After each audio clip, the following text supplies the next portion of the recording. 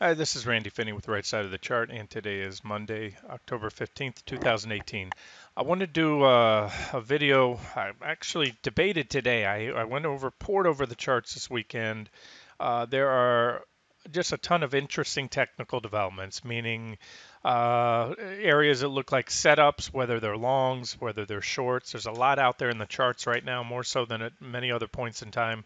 And so what I was going to do and still will do is separate video drilling down into each of the areas I think there are opportunities, whether they're long trade ideas, short trade ideas, whether they're ready to go now, or whether it's a trade setup. Remember, there's a difference between at least on the site, an active trade and a trade setup. A trade setup is something you're watching, maybe a head and shoulders pattern that's not fully developed yet. Putting in that right shoulder, you still need to see the breakout above the neckline. That's an example, and then you have an active trade, an actionable trade at that point in time. So what I decided to do is just give you an overview quickly of the things I'm watching. And again, I'll follow up with either videos. I'll try to do some static posts on the front page as well with chart images and things like that. I know some of you don't have time to watch the videos maybe during the workday. So the bigger picture, the stock market, I think I made this clear last week. I went flat personally. I want to see what happens. I want to see how the week starts out here at least. Where as I mentioned, and not to spend too much time, they parked the indexes right on key support levels last week, right on or above. Here's QQQ, which is really what it's all about right now. All eyes on the big FANG stocks: Apple, Facebook, Amazon, Microsoft. And so there it is. So, although it's a, pretty big down day, but not relative to what we've seen recently. This is the new norm. When volatility's high, you're going to have, 2% plus days, maybe even, intraday ranges of 2, 3% or more. And so I'm trying right now, I can't read too much into today's action. I'll get to the near-term charts in a second, but again, I make it clear that I favor more downside in the coming weeks to coming months here, and quite possibly here in the near term. We may continue, but until then, we're parked on key support levels. So, uh, you know, I, I like trade setups that have clear risk reward profiles that are favorable. Risk 1 unit of loss for 3 units of upside. And also, you don't want to, you can go long on support here, or you can wait for a break. But this is a weekly chart. We're going to see some noise intra-week, and that's all I'm trying to say. So personally, I like to stand aside right now on the broad markets and see how the bulls and the bears duke it out here. This is a daily chart of QQQ. And one thing I'll make note on here, let's look at this version here. So we're above the way I have the trend line drawn here. It's a little tighter. We're below trend line support, which is pretty important. I probably put a heavier weighting on the trend line. I can play around with that trend line. I have to be honest with you. Let's do this. I can drag it down here. What I'm doing is capturing these reaction lows, but that still puts us just below it. So we're from that perspective, that's bearish. We saw a breakdown and a back test, and so far a rejection off that back test. So, I'm slightly leaning towards another thrust down, undercut the lows from last week. That is, before we see any type of significant bounce. And also something to note too. I covered this last week. During these corrective phases, what you see here, and this is what I pointed out, we had a little consolidation phase there, just like we had here, about 2 days, and that was it's hard to see right here from the scale, but that was that bear flag continuation pattern. Then you had another thrust down, which we did, an impulsive thrust, but you can see back here, here, let me zoom in for you a little bit. We had a pretty decent kickback rally from lows to highs, and this was before it was all said and done. From low to high, that was about 4.5%, and then we had the final leg down. Here you can see similar. We had a little consolidation. We just bottomed there. They're all different, but what I want to point out is they're going to be. You might see a fight here between bulls and bears. Buying stocks on their 200-day moving averages. Some are trendline support, but right now we're in a very precarious a technical posture. So there's not enough in here, in my opinion, to go long. It's just not worth it.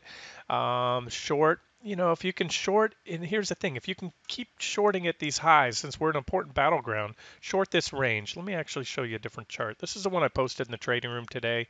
Here's a 60-minute, or no, I'm sorry, 15-minute chart of NQ futures, NQ E-minis, and there's two levels I was watching. I am watching. This uptrend line, which we briefly popped below on a momentum-fueled overshoot, gained. We're back on it right now.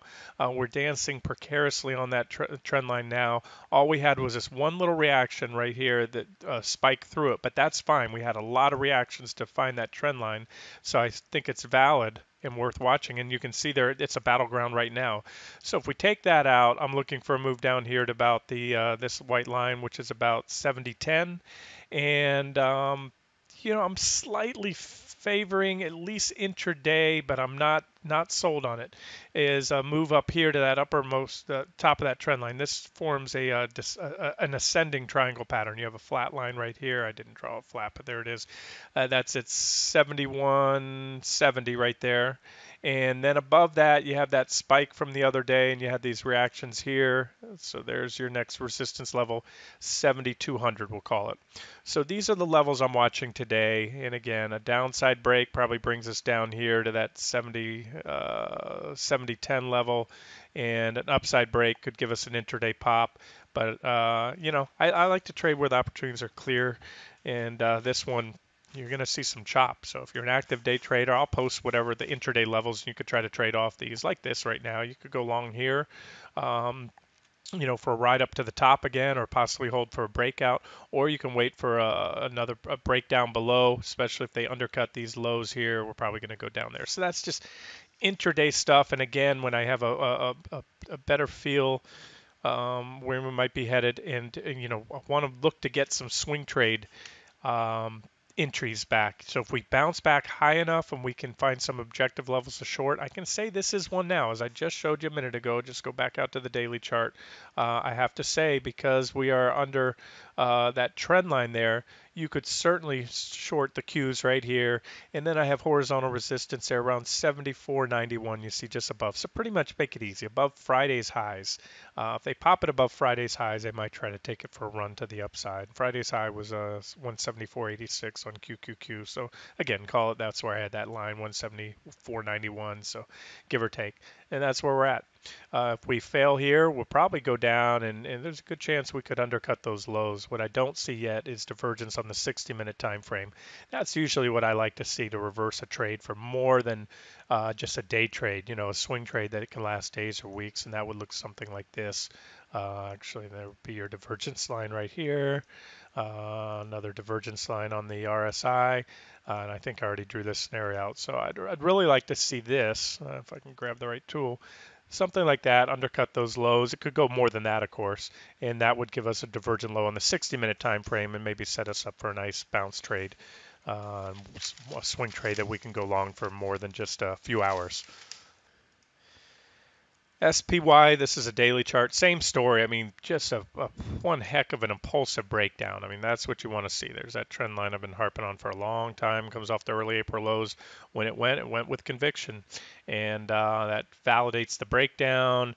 This now is flagging type. This is more of a bearish pennant, not a flag, but a pennant. Pennant takes a form like this. And so if that breaks down, that could take the SPY quite a bit lower. It could take us down here, that next target I have down there around 258. Well, there's one there. It could certainly have a reaction there, but it has the potential to take us down here to 258, 83-ish before all is said and done. But again, we are flirting with, if you zoom in, if you can make out that 200-day moving average right behind us, that's what we're fighting with right now. Bulls and bears are fighting for that level, and metaphorically speaking, but the markets are going to work themselves out. So there it is. And, there's a lot of overhead resistance. If we pop to the upside, and it might be an intra-week thing, try to make a run, defend that level. You still have resistance here at 279.80. We could fail there, or we could just fall out of that flag type pattern. So, if I had a higher degree of confidence, I'd let you know. But those are the levels to watch. And again, if you are a swing trader, and if you put, you were able, we had many short ops here. We had that breakdown first, that minor trend line. Then we went on to break this secondary, more significant trend line. We broke 279.80. There were a lot of shorting ops there. So if you're into to a position.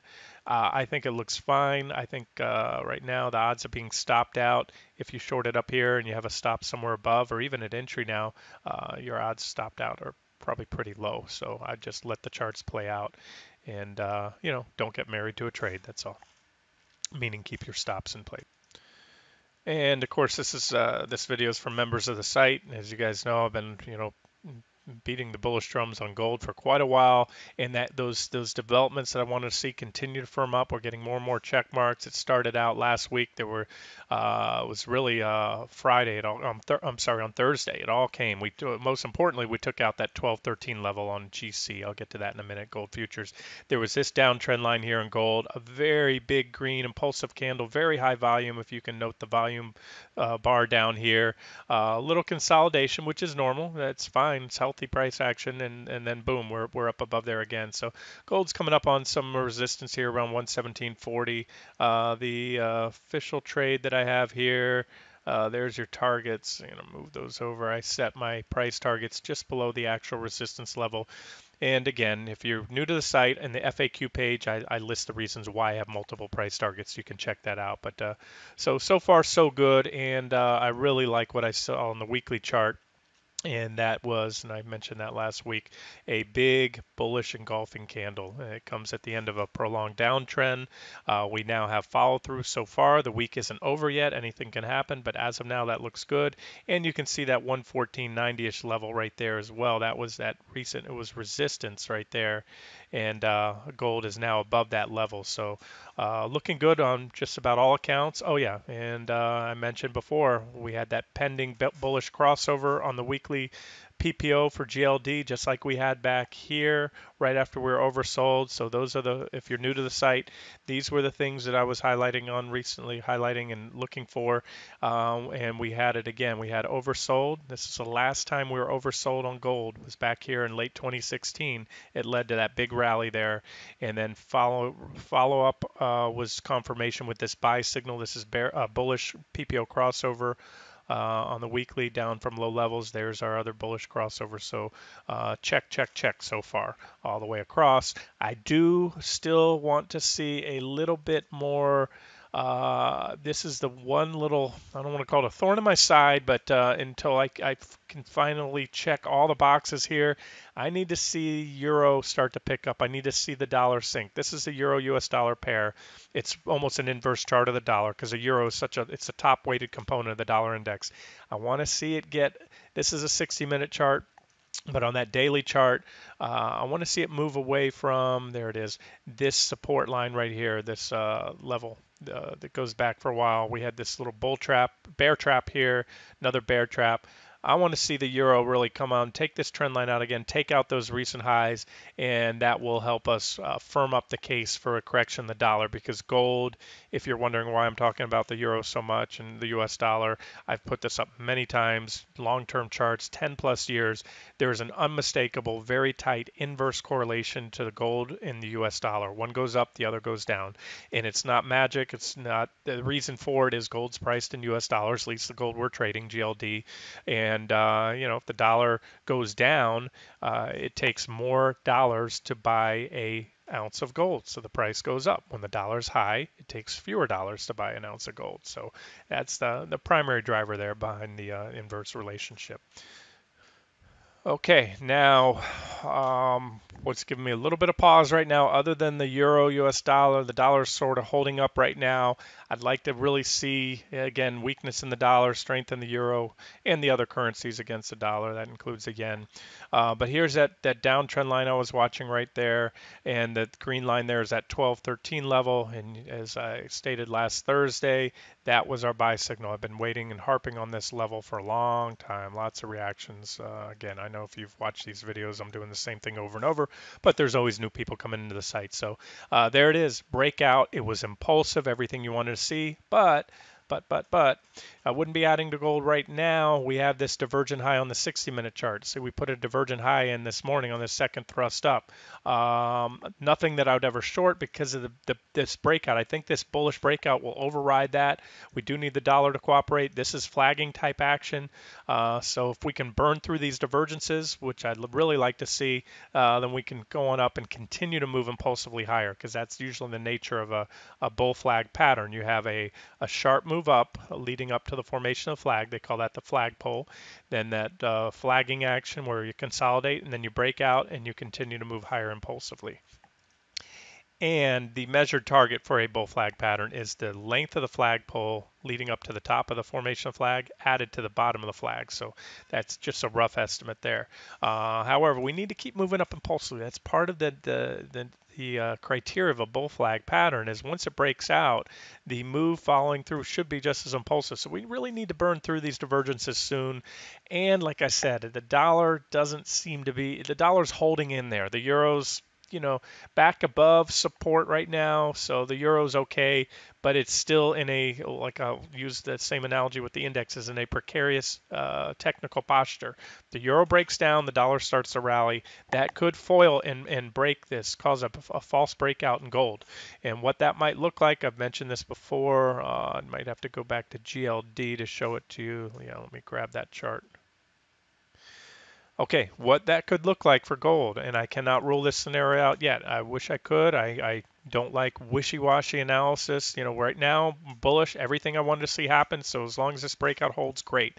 If it doesn't, if the euro cannot rally, if the dollar does not start to sink and take out the recent lows, we could be looking at this scenario I've laid out, which is a gold comes down, undercuts those lows briefly, and then puts in doing so, it puts in down here. It would be very nice and healthy to see. I love nothing more than bullish divergence on the daily time frame to go long for a swing trade. Just like we had negative divergence here, divergent high that marked that top, and here we had divergent highs that marked these pretty sharp corrections, and a divergent low, if not there, to the left.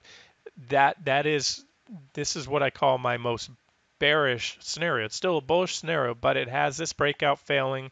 If it fails, I'll tell you this: if we come back down below 113.95 on GLD or in that area, and that 1213 level on GC I just covered, it'll probably be very impulsive, because fewer things are more bearish than a failed breakout. So expect a swift move down if that happens. How do you protect yourself? Just use stops. I showed you the levels. There it is. Give a little bit of room, but I wouldn't give it much room under 113, 114 or so on GLD, 1213 on GC, gold futures. All right, so that's it on gold. And again, that is still just an alternative scenario. Primary scenario, it's looking good right now. So as long as everything continues as is, breakout holds, even if we consolidate here, we're fine. We don't have to have that bull flag play out. But again, we do need the breakout to stick, and we do need the dollar to start moving lower soon. Those two are pretty much givens. All right, next, well, we're on the precious metals. PPLT hit first target today. That's an active trade, still second target. And just as with gold, I may very well extend the price targets if this trade continues to firm up, because if so, we're looking at what I believe to be a major bottom in gold and platinum for a rally that can last many months, possibly a year or more. Therefore, we may just trail stops up and let these positions ride. GDX looking as good as it can. And I'm going to do a video today. I went through, poured over the charts over the weekend. I'll highlight some of my favorite individual mining stocks. If you think GDX moves fast, or even Nugget, you get the right stocks within the sector, whether they're silver, platinum, or gold mining stocks. Some of these suckers can move 20% in a day. I've seen it a lot. So I'll go over my favorite picks there. But I just wanted to reiterate, so far, so good. I don't mean to scare you by the potential for a failed breakout. I'm just trying to point out all possible scenarios so you can have a trading plan in advance. There it is. Oops, I messed up there. It was a double-shouldered right shoulder, and then we broke out of that head and shoulders pattern, hit that 1980 resistance level. You can see was a gap right there, top of a gap. Had one day of consolidation, boom, now we're back above it. So that puts that resistance level in the rearview mirror. That is now support. that 1980-ish area. So looking good in GDX. The miners are really running, and again, that's an active trade, an official trade. And we just did we hit our second target today? Have to sometimes I have to up my I didn't have a price alert. Okay, I'll update that, but that target's hit now, so T2. So congrats for you in there, and I'll update this trade as soon as possible. But as of now, that's still the third and final target. I may extend it. If I don't, let me say this. If I don't extend it, as long as this bullish case in gold firms up, there is a lot more upside. So if you're in GDX, and this is what I'll be doing, trail your stops up. At this point, it's prudent to at least move them to entry. If not, maybe up even higher to protect profits. And you may want to trail it beyond T3, even if I don't get around. Very busy today. If I don't get around to updating the charts, if GDX somehow runs up to T3 before I can extend the targets, I just want to let you know. It's up to you if you want to extend those. And in trading, they say cut your losers and let your winners run. And I believe in that. So right now, the charts look good for the miners and gold and everything else. Here's TLT. Train has not left the station. I won't go into too much. I want to get this video wrapped up. I want to cover a few more things, look at commodities and China I'd like to get to, and then wrap up my theme of really some of the things that stand out, different sectors, commodities, or international markets. So I started with the U.S. market so far. We hit on gold. Now we're going to look at treasuries. I mentioned this and for the life of me, I still don't know why I'm dragging my feet on putting out this as an official trade. I've given you guys targets, but this is TLT, long-term treasury bonds, divergent low right there, positive divergence. I laid out a scenario a while back. Again, this is if you're new to the site, of a false breakdown. We had a very, very well-watched level, and it broke. That was about 116.50. And I think this will prove to be a bear trap or a false breakdown with treasury bonds, TLT moving back up and gaining that level, maybe coming back up here ultimately to the top of the that level there, or even up here. And if it trades sideways, we've had a couple unofficial trades on TLT. I pointed it out here, hit those two targets, pointed out here again, we hit the same two targets. So this is trading 101. I've identified a trading range. I showed you there, just like we had one back here, just like we had one here. And so what you do is you go long at the bottom of the range, short at the top, or sell and take your profits at the top, short if you want. So right now I'm looking for a move back up to and into the range, and I will probably add this soon as an official trade. And as I said, if nothing else, it's for diversification and asset allocation. Treasury bonds tend to move up when the stock market goes down, especially when it goes down impulsively, when you have panic type selling like we've had recently. We've gotten a little bid so far in TLT, but I think there's more to come, since I think there's more to come by the end of the year. Fourth quarter here, I think we'll see more downside in equities, and that should bode well for treasuries for many reasons I listed both technically here, and I've listed the fundamentals in recent videos. If you have any question on how to find that previous commentary, just drop me a line in the trading room. Or if you're a silver member, you can use a contact form if you just want to catch up on analysis I've already posted. And then before I leave this chart, by the way, this is a pretty powerful pattern. I mean, this says what you can see here are the divergences. I've identified the divergent highs. We had a divergent high here, and now this is a divergent low. Those divergent highs led to big corrections. This one's so far, that's the correction off this divergent high here. And so if this divergent low plays out, it looks like a large rising wedge. Treasuries move back up, if I'm correct. They come into here, and they have a downtrend line. So even if they get to that top of that trading range, they're going to take out this downtrend line. The top of that trading range I showed you a minute ago. And I know I'm all over the place here, but let me just show you. We were on a daily chart a minute ago. This is a weekly chart. If I don't clarify, it's right up here in the corner, the time frame. So the scenario would have us popping up here, coming in, take out the trend line right there, and maybe come in back test the wedge after we take it out, this downtrend line, and maybe even go on and take that out and come all the way up here to back test this longer term trend line. That would be a pretty good move in treasuries. Treasuries, because they're relatively secure and a lot less volatile than stocks, you can overweight the position. I have no problem taking a double size position if I go into TLT versus something like QQQ or even SPY. So if so, we're talking maybe about 14% upside off the lows to this target here, 128.50-ish level, as well as a back test of that line. plus dividends. That's the beautiful thing about this. We were in that IEF trade recently. It moved sideways. We eventually hit our stop for almost a break even because we collected so much in dividends. So there's TLT. Again, I've been harping on it. There's no reason not to have a position, in my opinion, right now. I can't tell you what to take or not to take, but I'll try to get it out as an official trade as soon as possible. Okay, we'll look at commodities now, and then we'll hit on China, and we'll wrap this up. All right, so commodities. Another thing, as I said, we're seeing.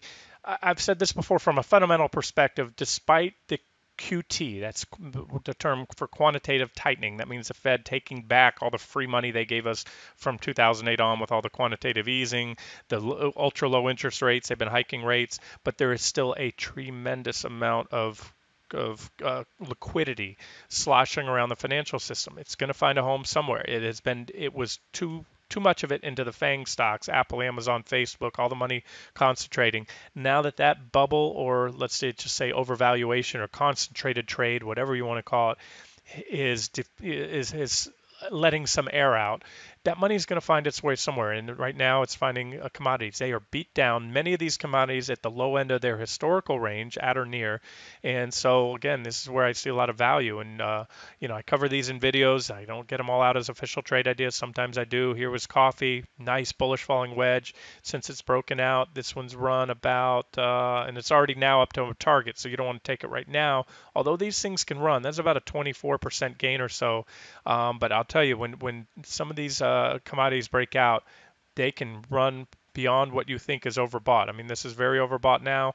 Ideally, you want to pull back here to about 12.23, and that's JJOFF coffee. In fact, we had coffee recently as an active trade on the site, but we used no, I'm not sorry, it wasn't coffee, it was sugar. Again, I'm all confused. Sometimes there's so many out there, and I'm always looking at these charts. NIB, this is cocoa.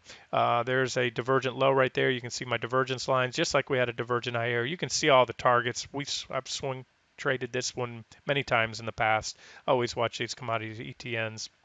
And I also, for you futures traders, I personally like to trade futures. Sometimes I'll trade these. Some of these commodity ETNs do a pretty darn good job, and I've highlighted that in the past of tracking the underlying commodity.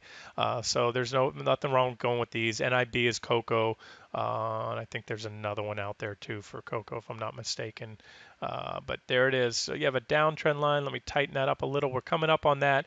And the reason I have these blue lines extended, we may need one more thrust down. May or may not, but one more thrust down in here. What would be really nice, if it gets there, some pretty decent support down here, that orange line around 21 and change. And that would set up another move down in here, extend these divergences, and then we could get a nice rally there.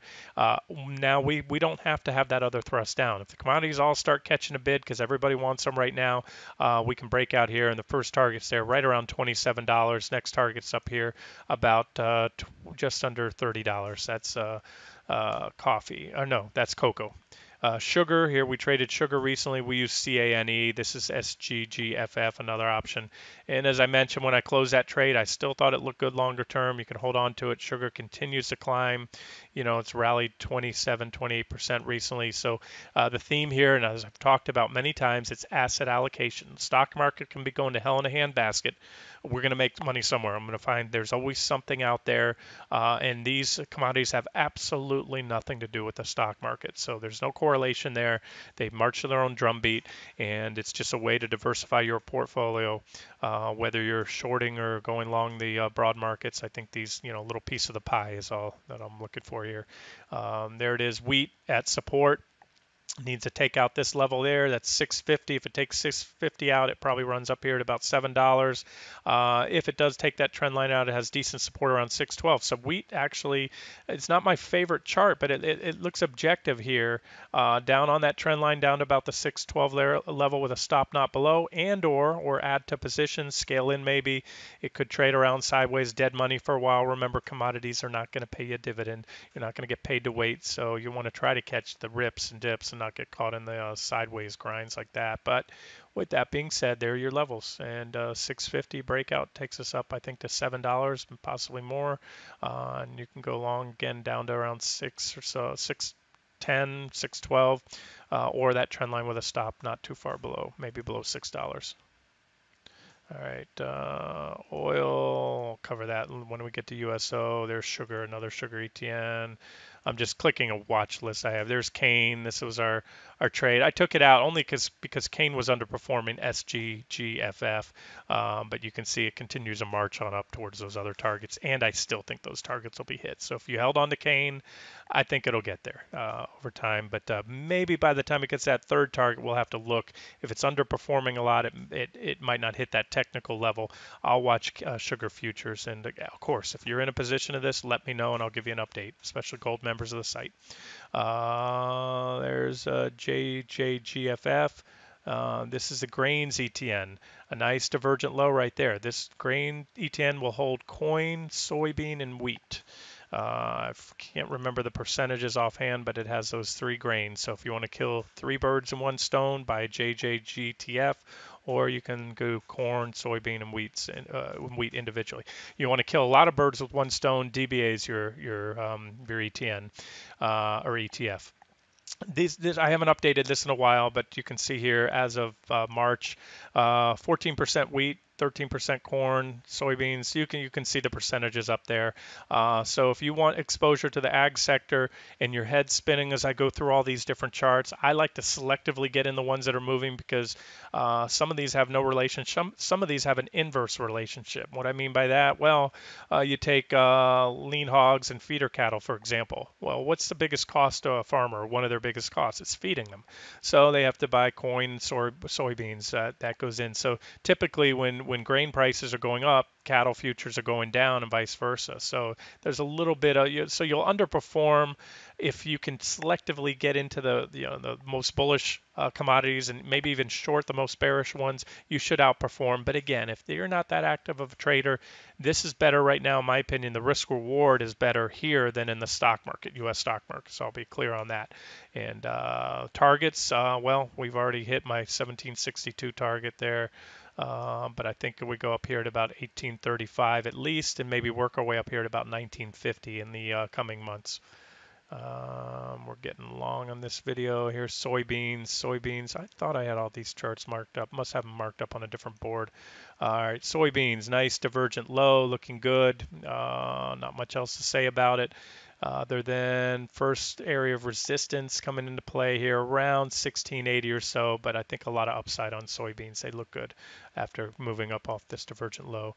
Unleaded gasoline, I think I've made my thoughts clear on a major top on crude oil recently, right when we were here, and so far that's the case. This one's coming up on support. This UGA, by the way, it's gasoline ETF. It's going to track crude roughly. There's USO, divergent high, and as I pointed out recently, it was bearish there. I mentioned it as a short because this is long-term resistance. We had support back here, resistance there at 1611, and when we hit it, we had a negative divergence there. Just like I was bullish on crude back here and all the energy stocks, when we put in this big divergent low back in early 2016. Trade in a sideways range. This is a basing pattern. We broke out. That was bullish, and all I'm saying is a little too much too fast, so we have a little consolidation. But as of now, we're still above this longer-term trend line, and that is USO. Near term, there's a divergent high, and we're at support there. So right now, actually, I'll do a separate video because there's some developments on crude futures I should point out, but this video is getting a little too long. Let me finish with the other commodities here, and then we'll wrap it up.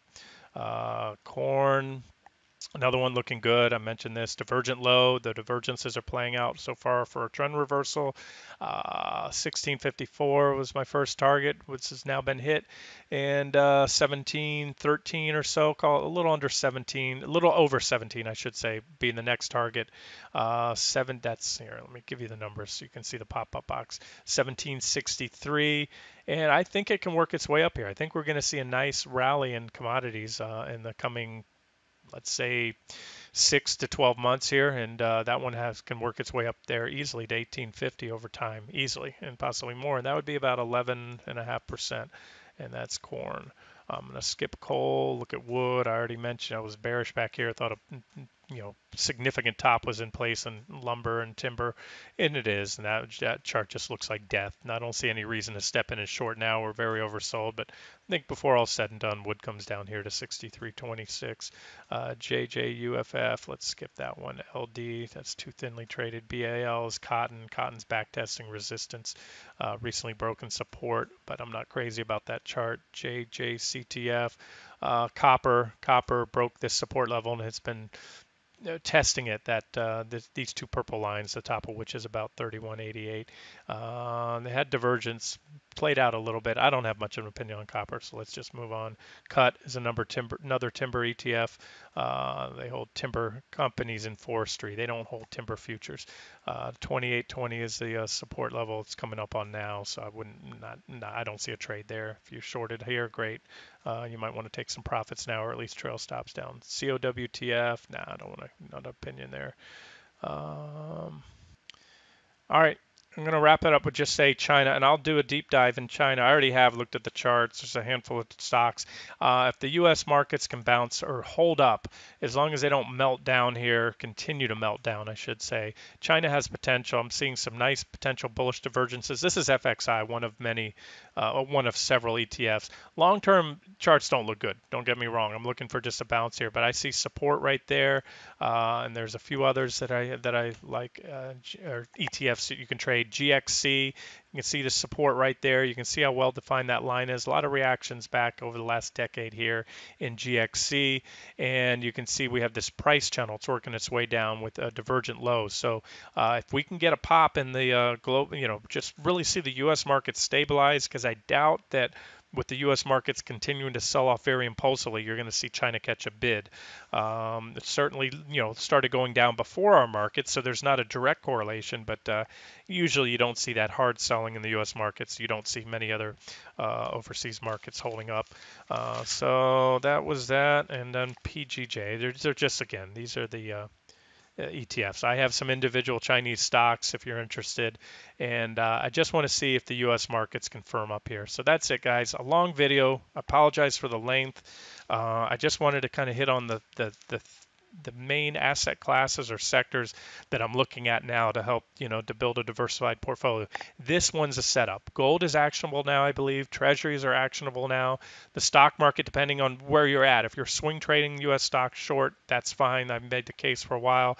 At this point in time, you might hold off, wait for the next objective entry, and I think that's it. So I just covered commodities, and you have to treat commodities individually, not as, one group. You can buy, like I said, DBA, but you're buying some of the more bearish commodities along with the more bullish commodities. All right, we'll wrap it up here. This has been Randy Finney with Right Side of the Chart.